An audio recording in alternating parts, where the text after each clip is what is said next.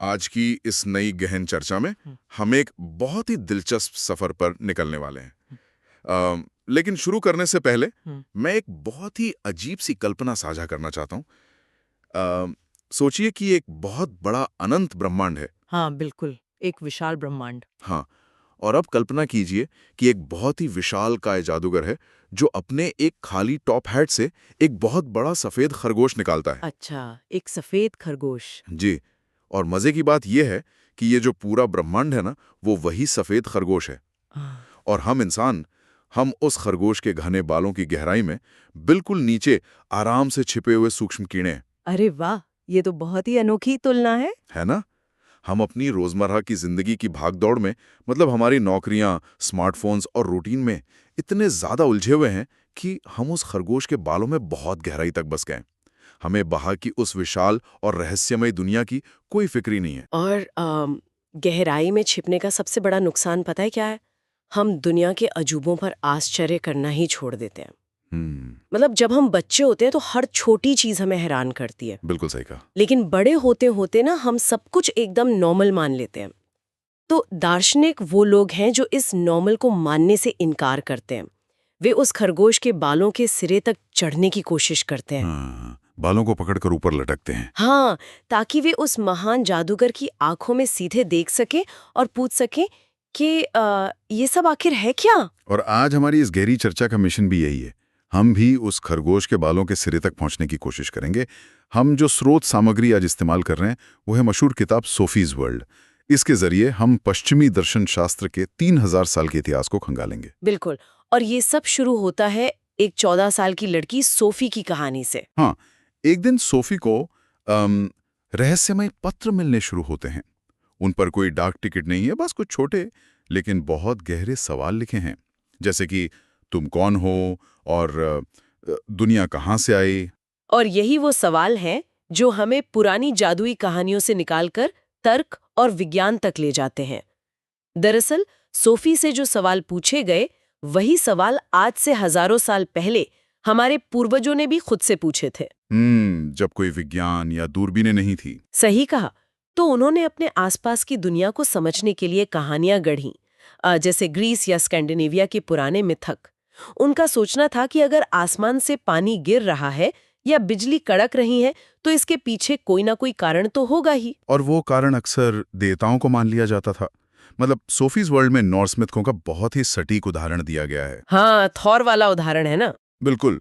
जब आसमान में बिजली चमकती है और बारिश होती है तो प्राचीन लोगों ने सोचा कि आसमान में थॉर नाम का देवता अपने बकरों वाले रथ पर सवार होकर अपना विशाल हथौड़ा घुमा रहा है। और क्योंकि बारिश होने से फसलें उगती हैं, इसलिए थॉर को सिर्फ गरज का ही नहीं बल्कि उर्वरता का देवता भी माना जाता था। इंसान पूरी तरह से इन मिथकों पर निर्भर हो गए थे। मतलब अगर सूखा पड़ा है तो इसका मतलब है कि राक्षसों ने थॉर का हथौड़ा चुरा लिया है। उसे वापस लाने के लिए बलियां दो, अनुष्ठान करो। लेकिन फिर कुछ अजीब लोग पैदा हुए जिन्हें हम शुरुआती प्राकृतिक दार्शनिक कहते हैं। उन्होंने सवाल उठाना शुरू किया कि रुको, शायद आसमान में कोई देवता हथौड़ा नहीं घुमा रहा है। और मुझे लगता है कि यहीं से मानव इतिहास में एक बहुत बड़ा बदलाव आता है। बिल्कुल। इन प्राकृतिक दार्शनिकों ने एक क्रांतिकारी विचार पेश किया।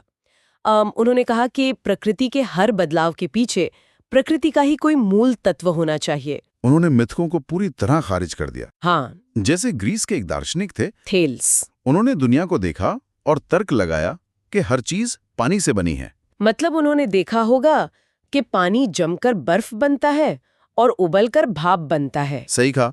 और बारिश के बाद सूखी मिट्टी से जीवन पनपता है। यानी रूप बदल रहा है लेकिन मूल चीज वही है। लेकिन पानी या हवा वाले इस सिद्धांत से भी एक कदम आगे बढ़े डेमोक्रिटस। जब मैं स्रोत में उनके एटम के सिद्धांत के बारे में पढ़ रहा था तो मेरे दिमाग में सीधे बचपन के लेगो ब्लॉक्स आए। अरे हाँ, लेगो ब्लॉक्स वाली तुलना बहुत ही बेहतरीन है ना। डेमोक्रिटस ने कहा कि प्रकृति में हर चीज छोटे छोटे न टूटने वाले कणों से बनी है, जिन्हें उन्होंने एटम कहा। ये बिल्कुल लेगो ब्लॉक्स की तरह है। एक लेगो ब्लॉक कभी टूटता नहीं है, उसे काटा नहीं जा सकता। और आप 100 अलग अलग लेगो ब्लॉक्स को जोड़कर एक घोड़ा बना सकते हैं। बिल्कुल। फिर जब आप उस घोड़े को तोड़ते हैं तो ब्लॉक्स खत्म नहीं होते। उन्हीं ब्लॉक्स को जोड़कर आप एक महल बना सकते हैं। डेमोक्रिटस का मानना था कि ब्रह्मांड में ऐसे ही अनगिनत छोटे कण हैं जिनके अलग अलग आकार हैं। और उनमें हुक लगे हैं जो एक दूसरे से जुड़ जाते हैं। लेगो ब्लॉक्स का ये उदाहरण इसलिए भी सटीक है क्योंकि डेमोक्रिटस ने इसका इस्तेमाल सिर्फ पेड़ पौधों के लिए ही नहीं बल्कि हमारी आत्मा के लिए भी किया था। अच्छा, आत्मा के लिए कैसे? उनका मानना था कि इंसान की आत्मा भी बहुत ही गोल और चिकने सोल एटम्स से बनी है। जब इंसान मरता है तो वे एटम्स हवा में बिखर जाते हैं और फिर किसी नई आत्मा का हिस्सा बन जाते हैं। लेकिन मुझे यहाँ एक बात सबसे ज्यादा हैरान करती है। मतलब डेमोक्रिटस के पास कोई माइक्रोस्कोप तो था नहीं, कोई आधुनिक प्रयोगशाला भी नहीं थी। वही तो।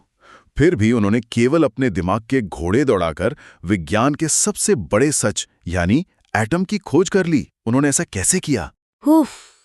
इसका जवाब है कि उन्होंने अपनी इंद्रियों से ज्यादा अपनी तर्क पर भरोसा किया।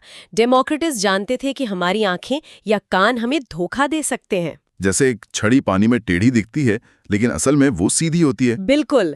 इसलिए उन्होंने तर्क या रीजन का सहारा लिया।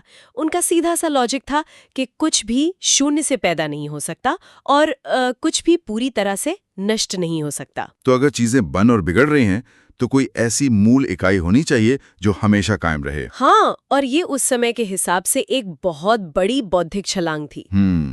तो प्राकृतिक दुनिया के इस गणित को समझने के बाद दार्शनिकों का मन प्रकृति से भर गया। अब उनका ध्यान मुड़ गया खुद इंसान और समाज की ओर। और यहीं से हम दर्शनशास्त्र के उस दौर में आते हैं जिसने पूरी पश्चिमी सभ्यता की नींव रखी। हम बात कर रहे हैं एथेंस के 3 महान विचारकों की, सुकरात, प्लेटो और अरस्तु। बिल्कुल। किताब में सुकरात को ताश की गड्डी के जोकर की तरह बताया गया है और मुझे लगता है कि ये उनके लिए सबसे सही शब्द है। वो कैसे? मतलब ताश में राजा होते हैं, रानियां होती हैं, सबके अपने नियम होते हैं, लेकिन जोकर किसी नियम में नहीं बनता। हाँ, वो जोकर इसलिए थे क्योंकि उन्होंने खुद को कभी एक ज्ञानी व्यक्ति नहीं माना। उस दौर में एथेंस में ऐसे कई लोग थे जो खुद को बहुत बुद्धिमान समझते थे और पैसे लेकर ज्ञान बांटते थे, लेकिन सुकरात एकदम अलग थे। मैं तो कल्पना कर रहा था कि अगर सुकरात आज के समय में होते तो वो क्या करते। शायद वो किसी बड़े नेता या किसी टेक कंपनी के सीईओ के पास जाते जो बहुत आत्मविश्वास से भरे होते हैं। हाँ, और सुकरात अनजान बनने का नाटक करते। बिल्कुल, वो बहुत ही मासूमियत से सवाल पूछते। अच्छा, तो न्याय क्या है या सफलता क्या है? सीईओ जवाब देता और सुकरात उसमें एक और सवाल जोड़ देते। और धीरे धीरे सिर्फ सवाल पूछते पूछते सुकरात उस सीईओ को ये एहसास करा देते कि उसे वास्तव में कुछ नहीं पता है। इसे ही सोक्रेटिक आयरनिया, सुकराती विडंबना कहा जाता है ना? जी। सुकरात की यह शैली ना एक दाई की तरह थी। मतलब जैसे एक दाई खुद बच्चे को जन्म नहीं देती, वो सिर्फ माँ की मदद करती है ताकि बच्चा सुरक्षित दुनिया में आ सके। तो सुकरात का मानना था कि असली ज्ञान बाहर से नहीं थोपा जा सकता, वो इंसान के अंदर ही मौजूद है। बिल्कुल, तर्क के जरिए, सवालों के जरिए उस ज्ञान को बाहर लाना ही दर्शनशास्त्र है। सुकरात ने एथेंस के लोगों को इतना परेशान कर दिया कि अंततः उन्हें जहर पीने की सजा दे दी गई। ये बहुत दुखद था, लेकिन उनके सबसे महान छात्र प्लेटो ने उनके विचारों को एक नई ऊंचाई दी। हाँ, प्लेटो और उनकी थ्योरी ऑफ आइडियाज यानी विचारों का सिद्धांत। इसे समझने के लिए मुझे बेकरी और जिंजर ब्रेड कुकीज का उदाहरण बहुत पसंद आया। मतलब मान लीजिए किसी ने एक बेकरी में 50 जिंजर ब्रेड मैन कुकीज देखी। हाँ, अगर कोई ध्यान से देखेगा तो कोई भी 2 कुकीज एकदम एक जैसी नहीं होती। किसी का हाथ थोड़ा टेढ़ा होगा, कोई थोड़ी ज्यादा फूल गई होगी, किसी की आंख की जगह लगी किशमिश गिर गई होगी, लेकिन फिर भी हम उन सभी को देखते ही पहचान लेते हैं कि ये जिंजर ब्रेड मैन है। वही तो, हम ऐसा क्यों कर पाते हैं? क्योंकि हमारे दिमाग में पता है कि वे सभी एक ही परफेक्ट सांचे से बनी हैं। और प्लेटो ने इसी बात को पूरी दुनिया पर लागू कर दिया। उन्होंने कहा कि भौतिक दुनिया में हम जो कुछ भी देखते हैं, चाहे वो घोड़ा हो, पेड़ हो या इंसान हो, वो परफेक्ट नहीं है। हाँ, वो टूटता है, बूढ़ा होता है, मर जाता है। बिल्कुल, लेकिन इन सब का एक अदृश्य परफेक्ट सांचा है जो कभी नष्ट नहीं होता। तो प्लेटो ने माना कि 2 दुनिया है, एक हमारी भौतिक दुनिया जिसे हम अपनी इंद्रियों से महसूस करते हैं, और दूसरी विचारों की दुनिया जहां में सारे परफेक्ट सांचे रखे हैं। सही कहा। इस बात को समझाने के लिए प्लेटो ने गुफा का मिथक दिया था जो मुझे थोड़ा डरावना भी लगता है। हाँ, वो काफी गहरा है। मतलब जरा सोचिए, कुछ लोग बचपन से गहरी गुफा में जंजीरों से बंधे हैं। उनके पीछे एक आग जल रही है और आग और उनके बीच से कुछ लोग अलग अलग आकृतियां लेकर गुजरते हैं। और गुफा की दीवार पर उन आकृतियों की परछाइयां पड़ती हैं। बिल्कुल। अब क्योंकि बंधे हुए लोगों ने जिंदगी भर सिर्फ ये परछाइयां देखी हैं, तो वे उन्हीं को असली दुनिया मान लेते हैं। लेकिन अगर एक व्यक्ति की जंजीर खुल जाए और वो गुफा से बाहर निकले, तो पहले तो सूरज की रोशनी से उसकी आंखें चौंधी आ जाएंगी। लेकिन जब वो असली पेड़ों, असली जानवरों और खुद सूरज को देखेगा तो ओह, उसे एक मनोवैज्ञानिक झटका लगेगा। उसे एहसास होगा कि उसने अब तक जो कुछ भी देखा वो सिर्फ एक भ्रम था, एक परछाई थी। प्लेटो के अनुसार हम सब उसी गुफा में बैठे लोग हैं। ये तो बहुत ही गहरी बात है। और ये गुफा का मिथक आज के समय में और भी ज्यादा प्रासंगिक है। हम अक्सर अपनी मान्यताओं, अपने पूर्वाग्रहों या आज के संदर्भ में कहें तो अपने सोशल मीडिया के इको चेम्बर्स को ही अंतिम सच मान लेते हैं। हम परछाइयों से लड़ते रहते हैं। बिल्कुल। प्लेटो का ये मिथक एक चुनौती है कि गुफा से बाहर निकलो और इस विचारों की दुनिया, उस परम सत्य को देखने की कोशिश करो।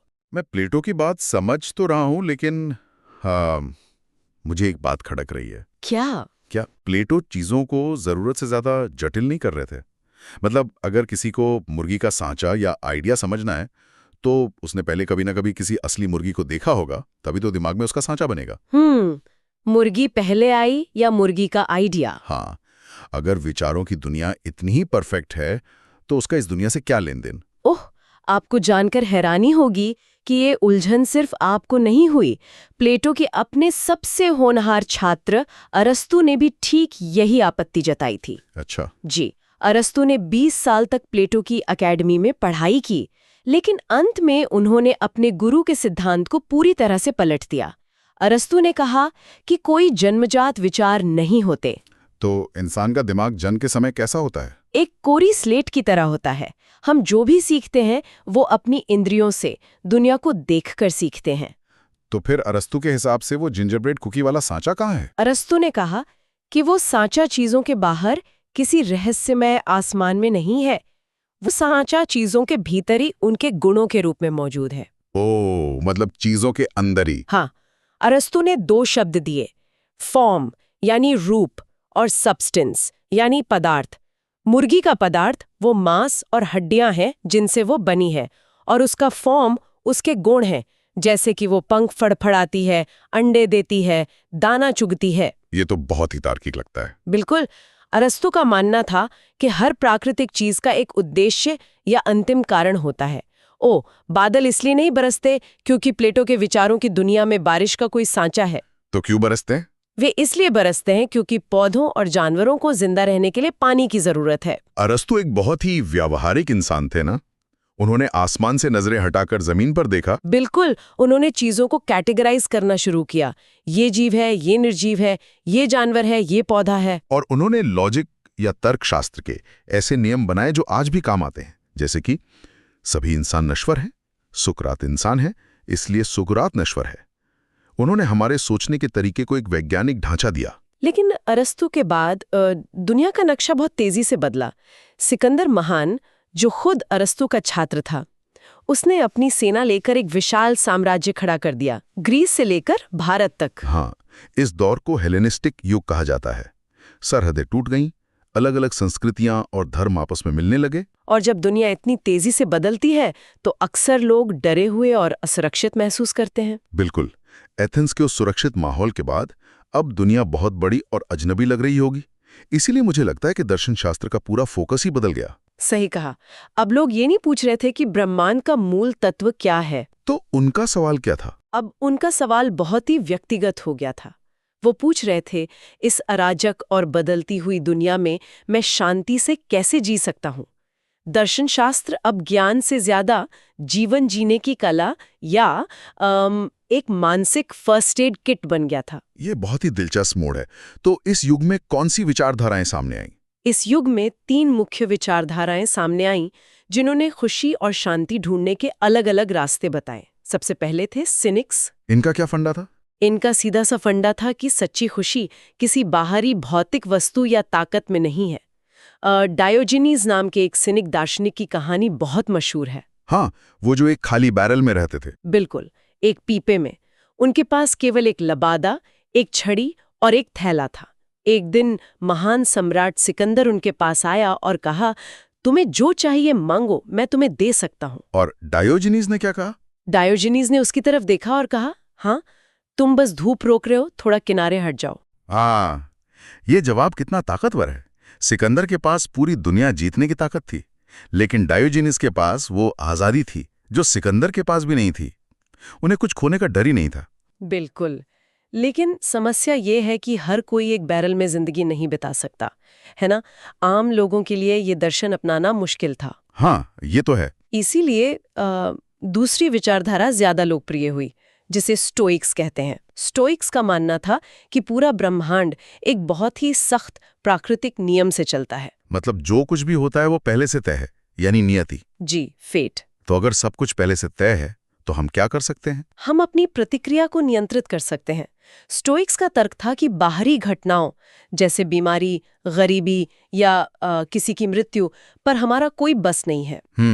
वो हमारे कंट्रोल में नहीं है। हाँ, लेकिन उन घटनाओं को लेकर हम रोते हैं या उन्हें शांति से स्वीकार करते हैं, ये पूरी तरह हमारे हाथ में है। सुख आए तो ज्यादा उछलो मत, दुख आए तो टूटो मत। उन्होंने भावनाओं के ऊपर लॉजिक को रखा। ये आज भी कितना काम का है। लेकिन इसके बाद एक तीसरी विचारधारा भी तो आती है, एपिक्यूरियन, जो स्टोइक से एकदम अलग थे। बिल्कुल अलग। उनका मानना था कि जीवन का सर्वोच्च लक्ष्य है आनंद। लेकिन ये वो आनंद नहीं है जो हम आमतौर पर समझते हैं। स्रोत में इसे सुख की गणना कहा गया है। Pleasure calculation. हाँ, मतलब मान लीजिए कि किसी बच्चे को पॉकेट मनी मिली है, वो चाहे तो वो सारे पैसे एक ही दिन में ढेर सारी चॉकलेट खाने पर खर्च कर सकता है। खाते वक्त तो बहुत मजा आएगा। हाँ, लेकिन रात को पेट में भयंकर दर्द होगा। इसके बजाय एपिक्यूरियन कहेंगे कि पैसे बचाओ और एक नई साइकिल खरीदो जो तुम्हें रोज स्कूल जाने में खुशी देगी और लंबे समय तक चलेगी। अल्पकालिक सुख के बजाय दीर्घकालिक शांति चुनो। बहुत सही उदाहरण है। और एपिक्यूरियन दर्शन को लोग अक्सर गलत समझ लेते हैं। हाँ, मुझे भी यही खटक रहा था। क्या ये सुख की गणना इंसानों को सिर्फ स्वार्थी नहीं बना देती? ऐसा लगता है कि हम हर रिश्ते और हर काम में सिर्फ अपना फायदा ढूंढेंगे कि वो इसमें मेरे लिए क्या खुशी है। अगर हम गहराई में जाएं तो एपिक्यूरियन दर्शन सिर्फ शारीरिक सुखों के बारे में नहीं था। उनके लिए सबसे बड़ा आनंद था मानसिक शांति, जिसे वे एटिरेक्सिया कहते थे। अच्छा, एटिरेक्सिया। हाँ, और वो शांति स्वार्थ से नहीं बल्कि अच्छी दोस्ती, कला की सराहना और दर्द से बचने में थी। एपिक्यूरियन दार्शनिकों ने एक और बहुत बड़ा काम किया। उन्होंने लोगों के मन से मृत्यु का डर निकाला। वो कैसे? उन्होंने डेमोक्रिटस के उसी एटम सिद्धांत का सहारा लिया और कहा, जब तक हम हैं मौत नहीं है, और जब मौत आती है तो हम नहीं हैं। अरे वाह!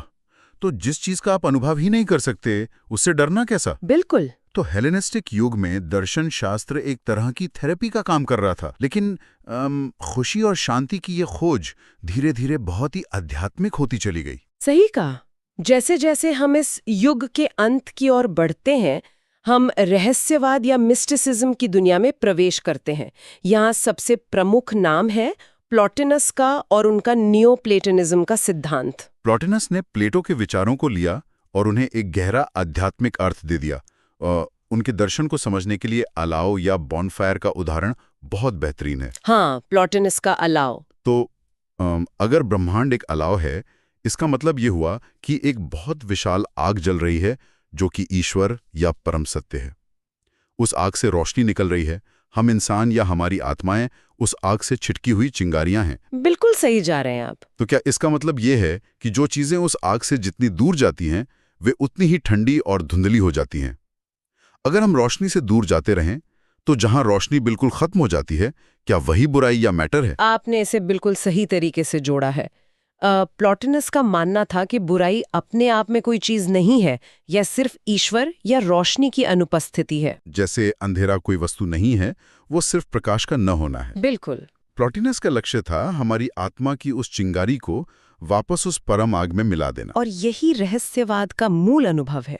सोफी की कहानी में बताया गया है कि एक रहस्यवादी इंसान ये महसूस करता है कि मैं ब्रह्मांड हूँ। जैसे सागर में पानी की एक बूंद गिरती है, हाँ, तो वो बूंद खत्म नहीं होती, बल्कि वो खुद सागर बन जाती है। इंसान की आत्मा उस परम सत्य में विलीन हो जाती है। लेकिन अगर मैं सच कहूँ तो एक पल के लिए ये डरावना भी लगता है। डरावना क्यों? मतलब अपने मैं को, अपने ईगो को पूरी तरह से खो देना।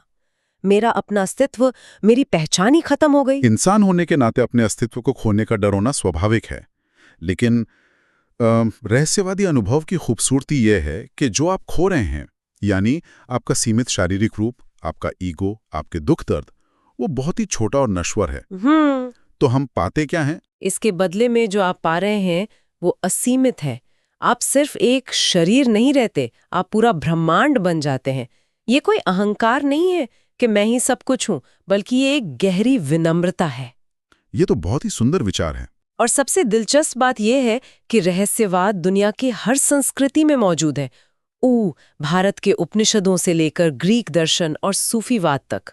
उन सब का अनुभव एक ही है। वाह, क्या अद्भुत सफर रहा ये।